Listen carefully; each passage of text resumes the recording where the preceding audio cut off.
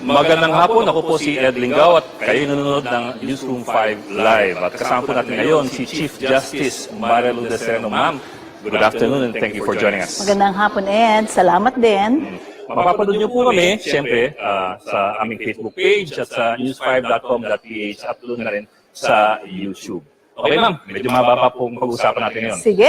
Pero una-una po, full disclosure po, in the interest of transparency, I have to tell you, I'm an in-law of Attorney Midas Marquez. Okay. Well, not that it should matter, but I have to tell you that. That's a fair data. I accept it at face value.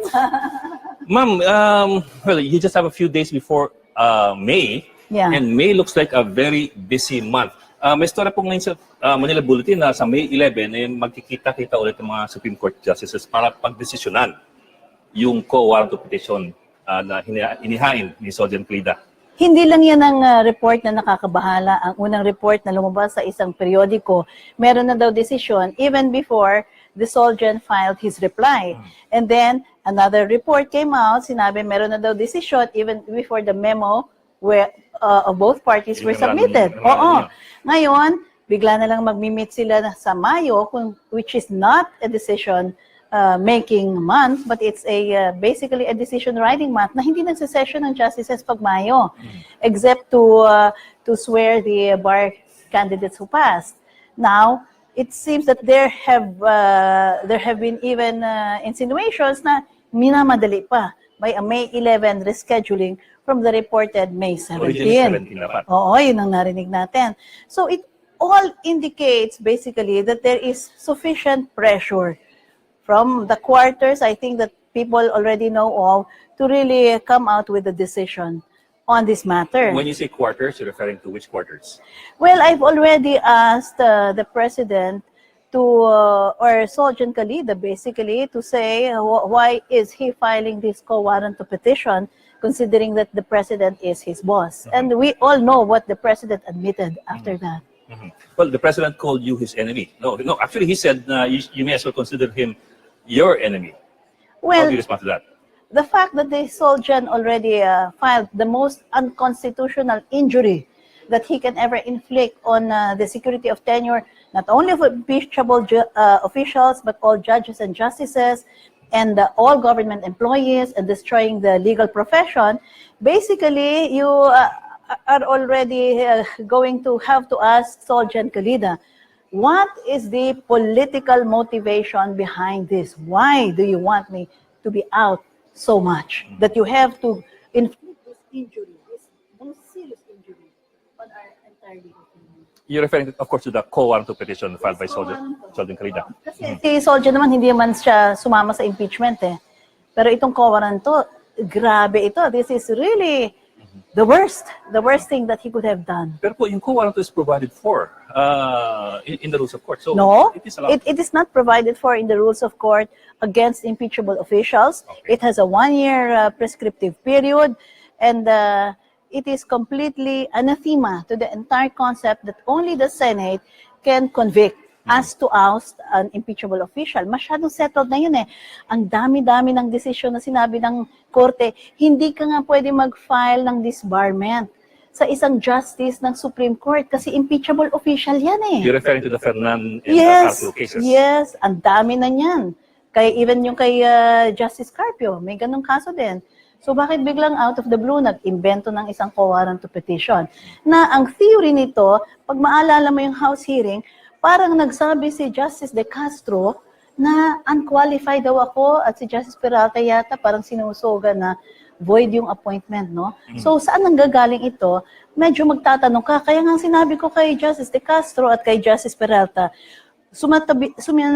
magsintabi naman po kayo sana. Nagsabi na kayo na dapat akong tanggalin eh. Bakit kayo pa ho ang maghuhusga sa akin? Masyadong malalaya na against all concepts of fair play. Kahit sino Pilipino, magagalit na yung nag-aakusa sa kanya, siya rin ang mag-desisyon sa kaso niya. Ma'am, balikan ko po yung binanggit niyo kanina na may mga kaso ng disbarment against Supreme Court Associate Justices in the past at may mga desisyon na nun. So yun na nga, yung kay Chief Justice Fernan, yung kay Senior Associate Justice Carpio, lahat dinismiss outright ng Korte Suprema mismo. Ngayon, pinapadismiss rin, hindi lang na Ako ang nagpapadismiss, mga 2 senador, mga 5 organisasyon, including the Integrated Bar of the Philippines, ayaw i-dismiss. Binagyan ng due course. Ano ang pagkakaiba? Tapos ngayon, may isang citizen na nagsabi kay Sol Gentalita, edi mag-file ka rin ng co-warranto doon sa mga kulang na salin, gaya ni Justice De Castro. Oo. Hindi daw. Kasi ako lang naman daw ang on trial, ako lang naman daw ang binubusisi nila ang buhay. Bakit? Kasi gusto nila talaga akong tanggalin simula pa. May rason o wala. Mag-resign, impeachment, co-warranto, kung ano-ano ng sinasabing masasamang salita, pinapahiya ka, umalis ka lamang. Yung pwesto ang gusto nila.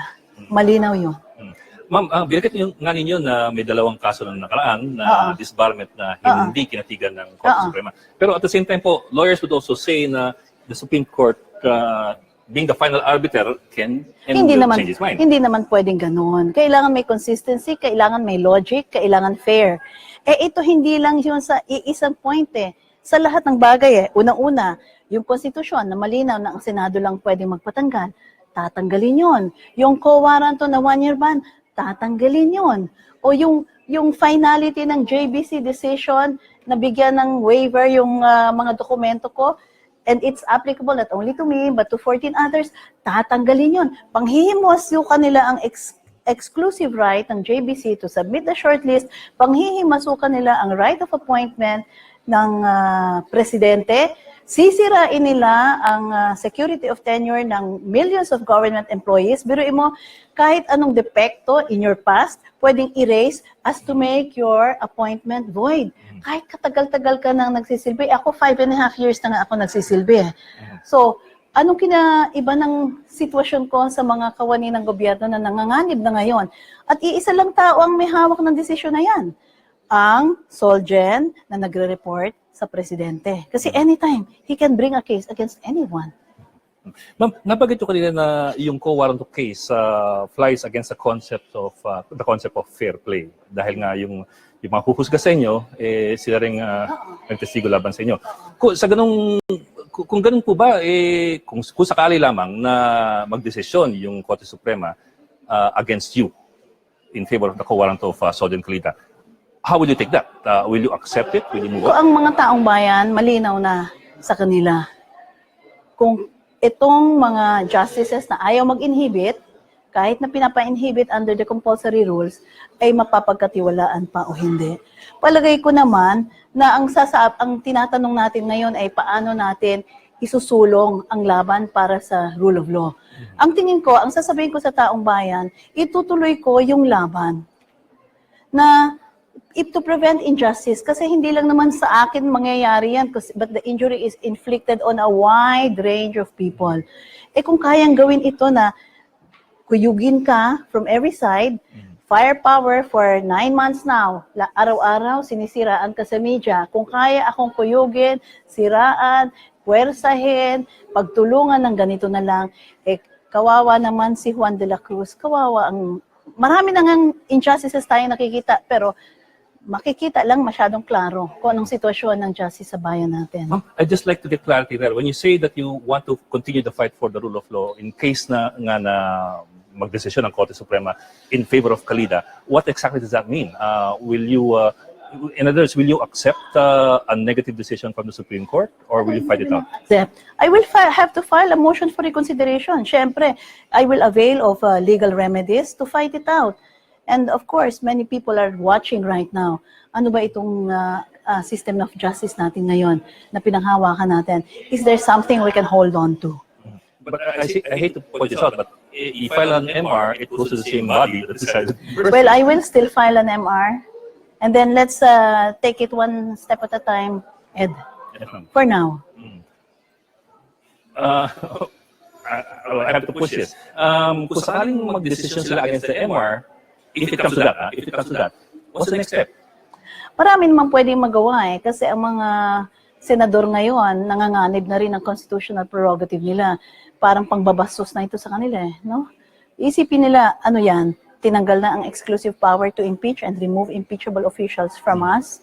Ganun na ba talaga? Ganun ng kalala talaga ang tingin sa Constitution na handa ang Korte Suprema na wasakin o at least ang majority ng members ng Korte Suprema na wasakin ng Constitution. They have to think hard. If they're fighting for their institution and the respect of the people, I think some of them will come out, and I think we're already starting to feel that. I have high expectations of that the Senate will do its constitutional part. But when you take it to the streets, kung sakaling umabot dun sa punto na mag-negative. Hindi pa naman ako yung tinatawag mong street activist, Ed. Pero ang ganito ang sasabihin ko. Whatever moral force I can lend to those who are fighting for justice, it will be there. Okay. Ma'am, let me break down a bit dun sa kaso ng impeachment, saka dun sa kaso ng COA. In both cases, they were picking on your SALN. I think in the first week of April, ang sabi ng kampo ninyo, nakahanap din ng 8 more SALNs. Yeah. So I think by now, you have 12. These 11 or 12 SALNs ready after the 20 years. 12, evidence of 12. And then ang nakakatawa nga dito, Ed, dun sa JBC, very clear, 11 instances, dinala ng Secretariat ang issue ng SALNs 11 times to the JBC. Yung unang meeting nila, pangalawang meeting nila, sa matrix nila, etc. Not once did anyone object to the fact that at that point, 3 ang inifile ko. Okay, the JBC, including Justice Peralta. Yeah. And then the Secretariat said her SALN submission is basically has complete requirements as with 13 others, making us 14. Substantial compliance. Substantial compliance. And in fact, ginamit ang word na complete eh. So substantial compliance, complete, whatever it is, there was no defect.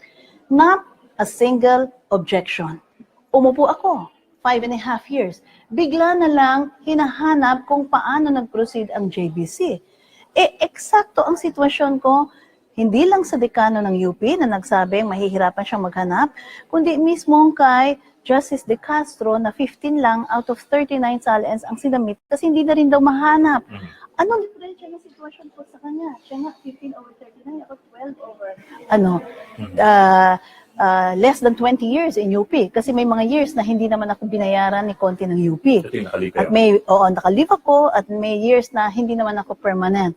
So temporary pa ako kasi sabi sa rules, pag temporary o hindi ka man kumikita, hindi ka kailangang mag-file ng SALN. So ano nangyari? Nabigla na lang ako lang at dito yung ating kababayan nga nag-file ng request kay Solgen. Maghain ka rin ng co-warrant to petition against Justice De Castro.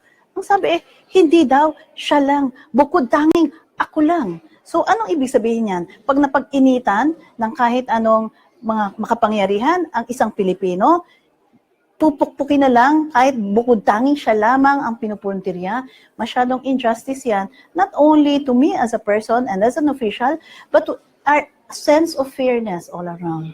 Ang argumento po ni Justice De Castro is that yung 10-year requirement... Wala po yun. Hindi po totoo yun. Hindi po totoo yun. Kaya nga twice kong sinabi doon sa oral argument, self-serving assertion by her alone. She is not a member of the JBC. She has no right to say what the JBC rule is. Sinabi ni Justice Silagman, who is a member of the JBC. Sinabi ni Attorney Cayosa, who is a member of the JBC. Sinabi ni Attorney Capacite, who is the executive secretary of the executive officer of the JBC. Walang ganong rule. Walang ganong rule at all. Kay Justice De Castro, imbento lang yan. Kasi hindi man siya member ng JBC. So, saan niya nakuha yun? Ma'am, in your previous statements, at least from your camp, it was said that hindi kayo nag-file ng SALN nung mga panahong nakalib kayo. Supposedly those were in the years 1998 hanggang 2006. Hindi ko sinabing hindi ako nag-file ng SALN. Ang sinabi ko, nagpa-file ako ng SALN basta't kailangan ng batas. Okay? Ang sinabi ko, under the Doblada Doctrine, ang burden of proof lagi na nagkamali ako na hindi nag-file sa SALN ay nasa taong nagrereklamo at direct proof ang kailangan. Sa Doblada kaso, ito yung sheriff, 18 years. Nawala siyang SALN for 18 years doon sa file. Tapos, nagsabi yung RTC Clerk of Court na mayroon siya actually final sa amin, pero hindi pinakita yung SALN. So sabi ng court, yung fact lang na wala yung 18 SALNs niya sa file niya, sa office ng OCA, is not proof na hindi siya nag-file. In fact, yung letter ng RTC, Clerk of Court, na nag-file naman daw siya for 1 year dito sa kanya, already destroys the presumption na kompleto at full integrity yung dokumento ng sheriff. So kung ganun ang sitwasyon, bakit ako na ang dami-dami ko napakita ng SALN, pagpupuntiryahan at tatanggalin nila ng lahat ng presumptions of regularity, of completion of records, of everything. Tapos, pag sinasabi kong ikumpara natin ang sitwasyon ko dun sa iba, ayaw nila, bukod tangi, sa akin lang daw. Bukod tangi, ako lang susuriin, bukod tanging ako lang ang kailangan super complete, na nandun dapat, kahit na inaamin na ng UP, etc., na hindi naman kompleto yung sa kanilang records. Kasi, the fact na merong record ng ombudsman na wala sila, ibig sabihin, talagang hindi kompleto yung sa UP. Hindi ako maka-avail ng doblada doctrine na linagay nila upang sabihin na any proof already na nasira yung integrity ng files na yon, ibig sabihin, ipresyo mo na, walang proof talaga na hindi nag-file si doblada. Si doblada, nakawala sa ganung presumption. Ang Chief Justice, hindi mo bibigyan, ang dami ng SALN na napakita ang Chief Justice. So anong mangyayari na lang sa bawat Pilipino ngayon na hindi mo alam kailan ka bigla na lang pupulbusin ng kapangyarihan? Ma'am, but would you say that you filed all the requisite SALNs with UP and the Ombudsman all the years that were required? Yes. That is what I repeatedly said. I understand that you've so far found 12 for the 20 years while you were in UP. 2 of those, wala sa Ombudsman, wala sa UP. Ibig sabihin, labas sa kanilang files. For example, 1985, 89, 90, 91, 93, 94, 95, 96, 97, 98, and 2002. My question is, what about the years po na wala dito sa listahan? Yung 86, 87, Alam mo, sinabi ko na yan on example. record Okay? In good faith, to the best of my recollection, the doblada doctrine, pag sinabi ng korte, lalo na nagpakita na ako ng habit, hindi lang one SALN, but a habitual filing. Then, all the presumptions, and I will say this, I have filed my SALN. All the presumptions apply, good faith, the doctrines, paano na lang ibig sabihin, ako pa lang dapat nagtago ng lahat, I should have performed the duties of everybody else. Hindi naman ganun Ed, and please, remember, 30 years ago, yung mga documents na yun na hinahanapan. I'm 57. They're looking for the documents that I should have, according to them, filed when I was 27. I transferred residence 7 times, and I am not the keeper of those documents. So, ano na lang standard yung apply nila? Ang very clear is, walang makitang corruption, walang makitang anomaly, walang makitang scandal, high crime, treason, betrayal of public trust. So, hahanap lang ng isang nawawalang dokumento sa file nila. Para bang ikaw, Ed, yung high school record mo, hahalok kayo nila kasi kung kulang yung high school record mo, paano ka nakapunta sa college, paano ka nakatuntong at nakakuha ng mga lisensya mo, kung anumang lisensya mo, at paano ka nakakaupo sa isang public office. They're trying to go back 30 years ago. That is so unjust because the moment that the JBC says, yung pangalan mo i-forward namin kasi you meet all the requirements, tapos na yun. Wala man lang issue na grave abuse of discretion Umaasa lang sila doon sa sinabi ni Justice Peralta na, hindi ko yung nakita. Paano Ed ngayon? Nagpakita na ako that 10 times out of the 11 instances, he could have objected to my shortlisting. He did not. He signed the shortlist. He signed it as the representative of the Supreme Court. He knew, it was on record, he knew tatlo lang ang SALN repeatedly in 4 documents that he saw himself. Bakit bigla ngayon, hindi niya maalala? Lahat ng documentary evidence shows na alam niya, bigla na lang ganun ang testimony niya. And, serious yung they give their statements under oath. Siya, si Justice De Castro. Sinabi ni Justice De Castro, there's a 10-year rule. Where did she get that? She did it under oath. Si Justice Peralta, hindi niya alam. That's under oath. But the documents show na alam niya. Ano mangyayari na lang sa atin? Basta na lang, kung gusto nilang tanggalin, tatanggalin nila. And medyo mali yun. Ma'am, in 2 weeks, a decision may come out. I'm wondering what you foresee. You know, I'm sure you'd hope for the best, but what do you really see? You know, you always hope for the best. But you always try to look at the long term in terms of our country's needs. Hindi lang naman ako ang ginigipit ng ganito, Ed. Yung mga nasa kulungan na pinagbibintangan na walang kahit anong ebidensya. I have to think of them too. The reason why I have been discharging my duty has only been for one thing, to ensure that in my specific role, kaya nating bigyan ng hustisya ang ating maliliit na kababayan. That job doesn't start. That job is not dependent on a title. It depends on the firmness of your conviction na lahat ng Pilipinong may kakayahang ipaglaban sa hustisya, kailangang ipaglaban ang hustisya. Hindi importante na hindi ikaw ang mismong nakasalang. Ang importante tama ba yung kosa niya? And does he represent? And is he entitled to the kind of assistance you should give him? So I will be there. I will be there to stand up for the unjust systems that we have been witnessing. Against. Yung dalawang katagang co-warrants biglang naging very familiar sa lahat ng tao ngayon. A month ago, we didn't know what it meant. Kasi ang mangyayari po, mga kababayan, more than 1 million government employees, pwede na po kayong co-warrant to. Kahit 5 months to go na lang kayo before the retirement. Halimbawa, may political rival doon sa isang posisyon, director sa DepEd. Gustong-gusto. Hindi nagmamadaling ma-appoint. Ikuwanan to lang ni Soldier yan. Sa RTC lang yan ipa-file. And then ipapakita niya ay kulang yung academic records. May thesis na nawawala at hindi dapat binigyan ng degree ng university yan kasi kulang ang requirements. Kasi ganun yun ang eksaktong sitwasyon The JBC said, Sereno fulfills all the requirements. We find her as a fit candidate. She is shortlisted. We will forward her name to the president.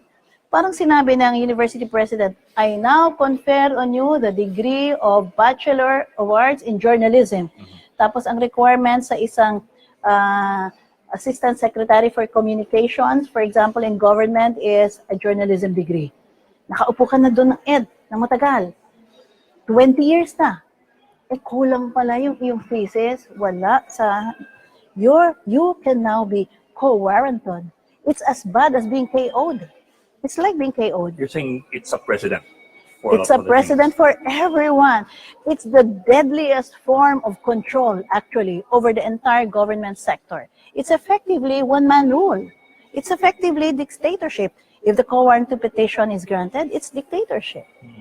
What do you have to say about the people behind it? Well, just remove the word ship, and they are like that.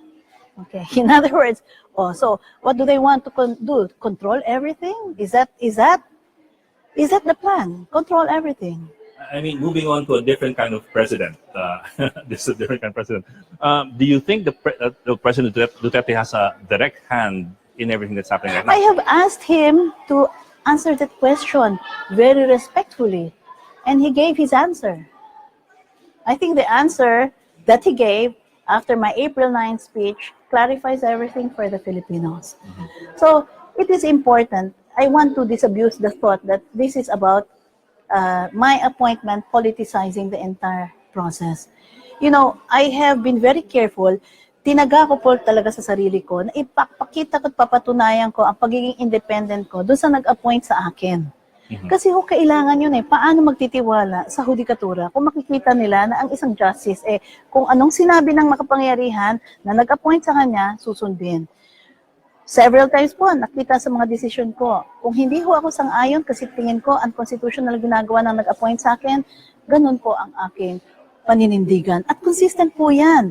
Kaya ito po ay napaka-malagim na pangyayari sa ating kasaysayan kasi lahat po ng i-appoint ngayon, kakabahan.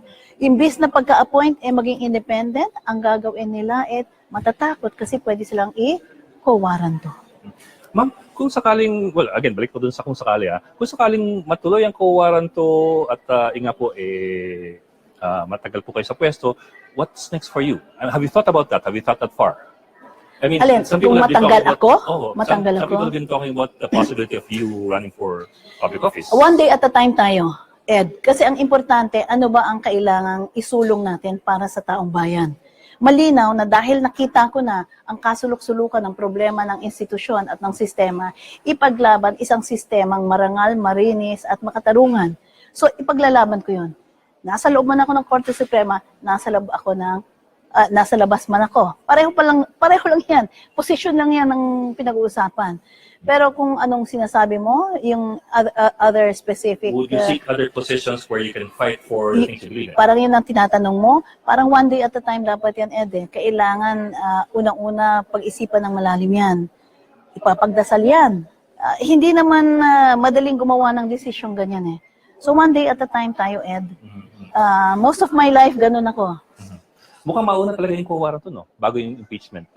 Yung impeachment, nasa articles of impeachment pa lang sa Justice Committee. Ang tingin ko dapat ang Senado at this point should already weigh in.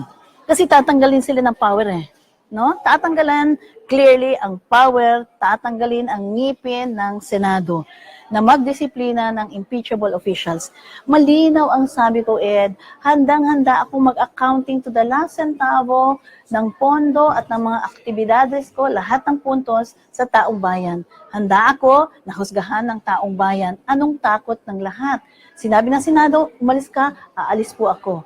Kaya masyado pong importante, especially because I have called on the Senate to proceed with the impeachment trial, importanteng magpakita sila ngayon ng kanilang paninindigan sa konstitusyon. Kung hindi, ano na lang, tatanggapin na lang nila yung pagnakaw ng kanilang jurisdiction. Pero kung hindi po umabot ng Senado, kasi siyempre, kailangan mo na dumaan sa Kongreso, one-third vote muna. Kung sabi ng Kongreso, hindi na kailangan. Pwede naman magsalita ang Senado eh. Nagsalita na nga po si Senator Coco Pimentel na nababahala sila sa implikasyon ng lahat ng nangyayari ngayon sa kapangyarihan ng Senado sa impeachments. So, umaasa po ako na may mga ganun pong boses na maninindigan talaga. At naririnig naman po nila ang taong bayan. Tumataya na po ang taong bayan ngayon eh. Nagkakapagod-pagod na pa para pakita na ayaw nila ng nangyayaring mga kalokohan ngayon. Okay, ma'am. Cambio lang ako. Yung pamilya pala ninyo yung galing Siasi, Sulu. Galing pong siya si Sulu ang tatay ko. Sulu. Sulu po. Sulu province. Sulu po. Pinalaki po siya ng kanyang tita na isang Katoliko at ng kanyang tito na isang Muslim. So mixed family po yung aking ang mga aranal po sa Sulu. So marami yung kaming pinsan na Muslim.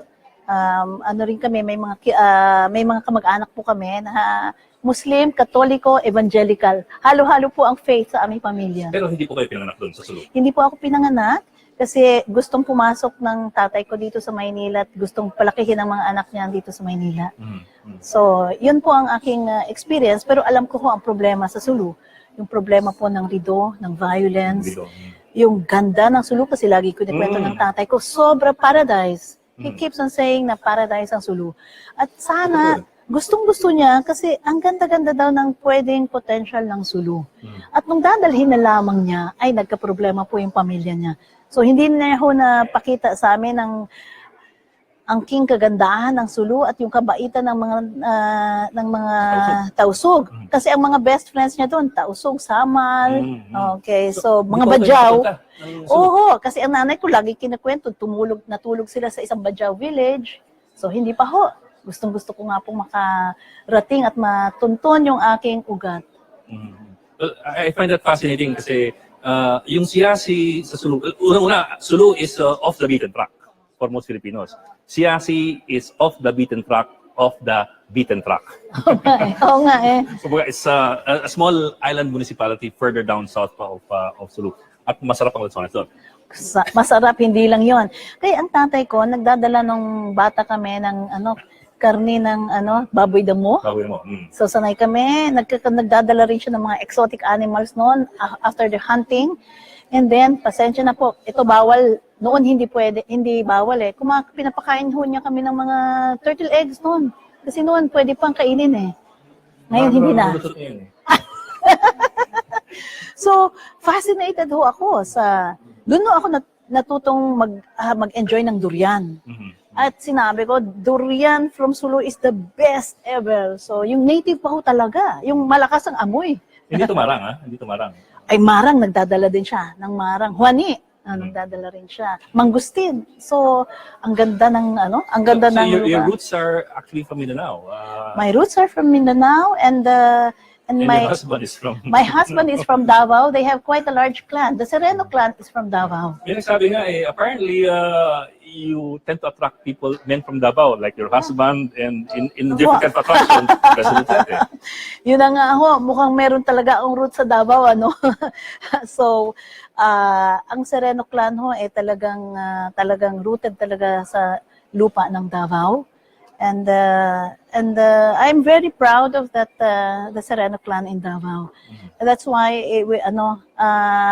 close talaga ako sa Davao. So, yun ho ang nangyayari. And actually si Bingbong Mejaldeya po is a family friend. Ano? Yes. Have you Yung been in kapatid touch? niya, yung kapatid po niya, mas bata sa kanya, was the playmate of my husband. Are you in touch? Well, we see each other in social functions of retired justices. Nandun din siya minsan. And we avoid talking about this. So it's hi, hello. Ma'am, you're the 24th Chief Justice, the 24th to be appointed the Chief Justice of the Supreme Court. And you have an extended term. I mean, it's the longest term that we know of so far. You were appointed in 2012 as Chief Justice, and you would have, of course, 18 years, sana. So moving on to 2030. it would have been I would have completed 6 years by August. Yeah. Yeah. But in 2010, you were appointed as Associate Justice. Yes. Okay.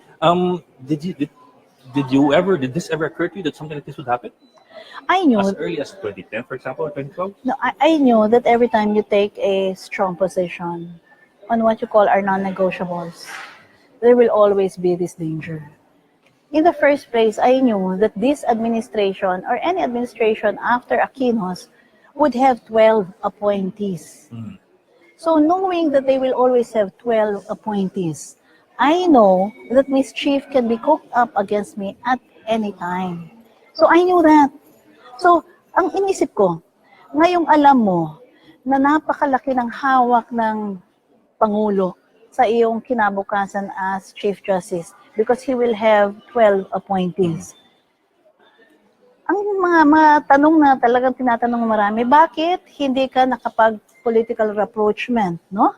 Sa kanya. Pero isipin mo naman, kung ang tingin sa akin ng taong bayan ay natatakot sa Pangulo o natatakot na matanggal sa pwesto, paano yung hinihingi nilang integridad ng bawat huwes? Ang dapat na sitwasyon at ang dapat panindigan ng kahit sinong mahistrado, regardless of the cost, regardless of the consequences, I will be independent. I will show that independence and standing on for my conviction. So that's non-negotiable for me. So that's why I have been saying I will leave my fate at the mercy of God and the people. Let the people judge me. If they think I should be gone, that's clear. No? But I will not compromise my beliefs. That's very important. Well, I asked you that question because I was watching your JBC interview in 2012 the other day. And of course, it didn't. I suppose nobody would have imagined what would happen in the next 6 years, like what's happening now. Do you think you'll still be there until 2030? That I don't presume. When I said that I believe in God, completely holding my life in His hands, I cannot presume to tell Him what to do.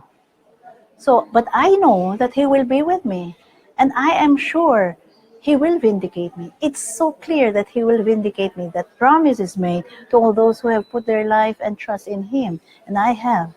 So, this to me is just a portion of my walk in faith. But whatever happens, Madam Chief Justice, whatever happens to you in the next month, in the next 2-3 weeks, you would have to work with certain people who apparently dislike you. Yeah. I mean, that much is clear. Yeah. If you win the quo warranto case, if you win against conviction of impeachment, you will work with these people for. But Ed, I already stated in my verified motion to have Justice De Castro inhibit. I already stated that she told me that she will never forgive me for having accepted the Chief Justiceship. And I guess that sentiment was there not only in her heart, but also in all likelihood, in other magistrates' heart. And I have tried my best. They say they do not like me, I will still work. They say they will not forgive me, I will still work. I mean, their feelings about me is just secondary. The more important thing is the work of justice. If I have to really, really even go through a very humbling process so that we will be able to work, I am ready, Ed. Because I'm not a person who is close to change. It's just that there are things that are non-negotiable in my life. But walking in humility is a requirement of God. So it's not a problem because they have said as much when I was appointed. Well, I asked a question because I want to ask you actually, can you work with them? Can you still work with them? Yes. Just imagine, look at the docket that we have all resolved. Even though they had very negative feelings against me, the outputs kept on coming out and the reforms kept on rolling. Electronic courts, automated hearing, continuous trial, small claims, release of prisoners on recognizance, affidavit, judicial affidavit rule, and then decongestion, and then assisting courts programs, then the training that we have, and then the electronic, the revamp of the curriculum in Philja. So many things simultaneously happened even while Despite these all this. negative feelings were there. I mean, I can work with people who do not like me because I cannot force them to like me. And I will try to show my good faith, but I can only do so much. So it's just that you just have to, because we are so fortunate. We have air-conditioned offices. We are in prestigious positions. What about the small prisoner who's there languishing in jail? I cannot forget that. Those small people are the ones that keep me working day and night to try to find solutions to many of our system's problems.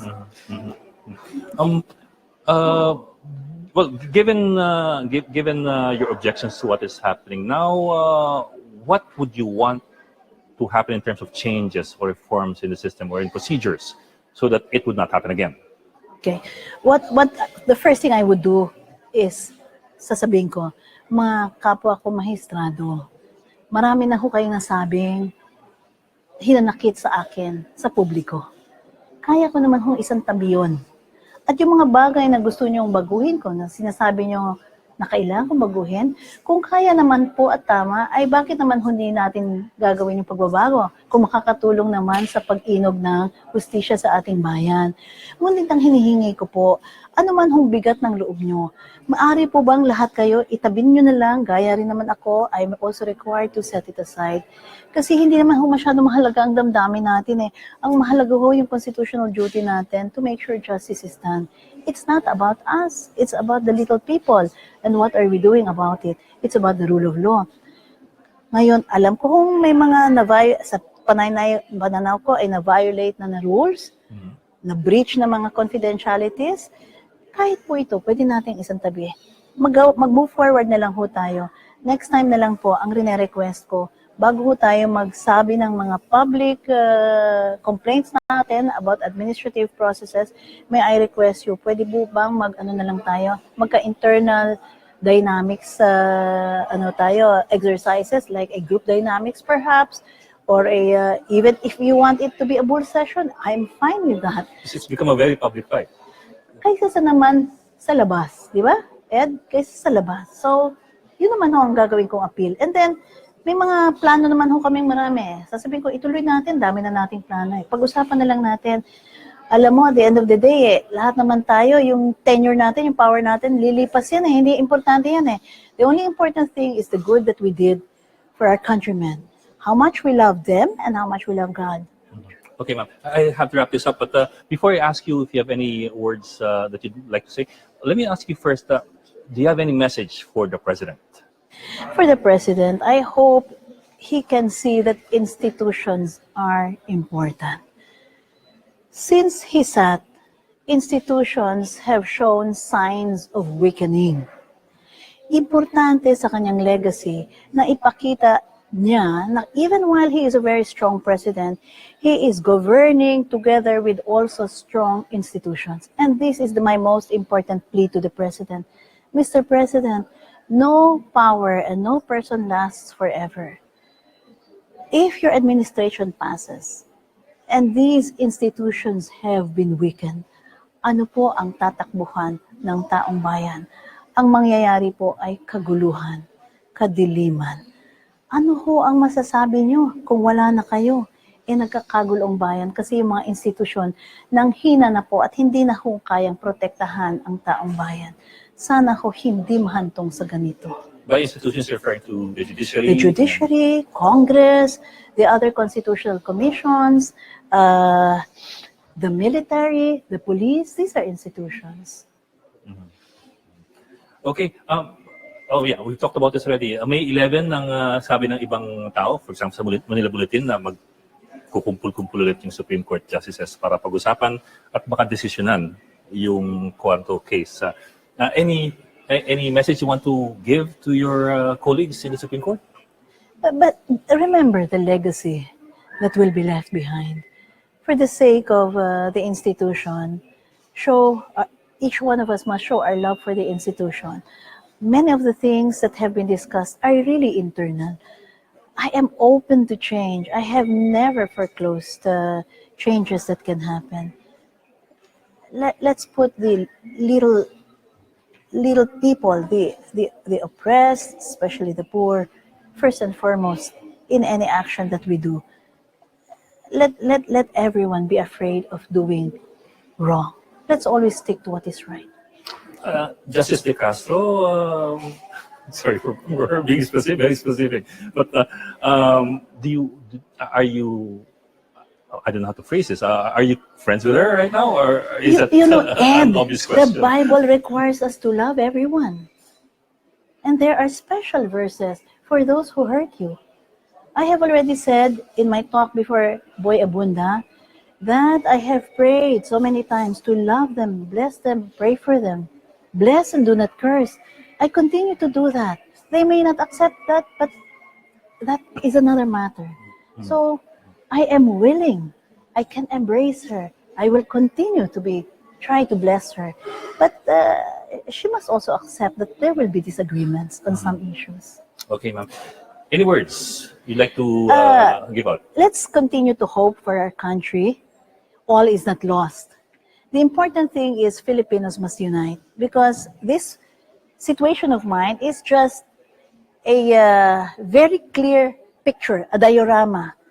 Parang pinapakita lang sa atin na ito na po ang estado ng ating bayan na parang namamayani na ang politika at hindi na ang rason, hindi na ang logic, hindi na ang fairness, hindi na ang justice, kundi politika at kapangyarihan.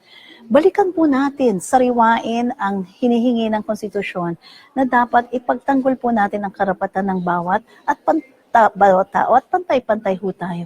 Lalo na dun sa mga gigipit na maliliit. Yung panggigipit po sa akin, na sinasabi nila mataas na tao, lalo na pong makikita natin, kaawa-awa ang mga maliliit pag sila na ang ginipit. Pare-pareho ho ang kosa natin, iisa lang ho ang ating bayan. Okay, ma'am. Maraming salamat po. Sa salita ng mga tausog, magsukol. Thank you. Thank you very much, Chief Justice Maria Lourdes Sereno. Thank you for joining us po. I hope you had a fruitful viewing of our interview with Chief Justice Maria Lourdes Sereno. Ako po si Ed Lingao, higit po sa like, share. Thank you. Tama ba extra?